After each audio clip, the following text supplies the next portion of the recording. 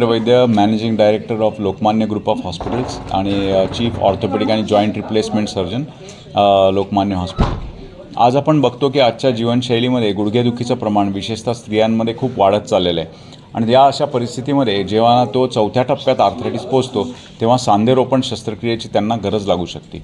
आज आपण बऱ्याच वेळेला आम्हाला दिसून येतं डॉक्टर लोकांना की तरुणपणी आपल्या सांध्यांची झीज होण्याचं प्रमाण पण खूप वाढत चाललेलं आहे। तसंच ॲक्टिव्ह जीवनशैली पण आपल्याला शेवटपर्यंत टिकवायला लागते आणि ह्याकरता आपल्याला सांधे जे जुन्या प्रकारचे होते ते साधारण 15-20 वर्ष टिकायचे, परंतु याकरता कंटिन्युअस जगामध्ये संशोधन चालू होतं आणि चांगल्या प्रकारचे मटेरियलचे सांधे निर्माण करण्यासाठी अव्याहत प्रयत्न चालू होते।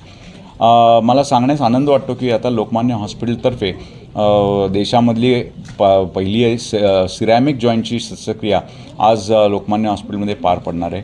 सिरॅमिक जॉईंट म्हणजे हे मटेरियल जे असतं ते कुठल्याही ॲलर्जीशिवाय येणारं मटेरियल असतं, त्याच्यामध्ये फ्रिक्शन खूप कमी होतं आणि याचं लाईफ जे आहे ते आपल्याला खूप जास्त मिळू शकतं। म्हणजे कदाचित ह्याला परत रिव्हिजन सर्जरी न लागण्याची शक्यता खूप असते, परत सर्जरी लागण्याची, त्यामुळे तो गरजू पेशंटसाठी खूप एक आशीर्वाद ठरणार आहे आणि त्यामुळं पेशंटचं जीवनशैली सुधारण्यामध्ये, पेशंटचे डिफॉर्मिटीज म्हणजे जे पायाला बाक आलेले असतात, वाकडेपणा आलेला असतो, हे सगळं बरं होण्यासाठी खूप मदत होणार आहे।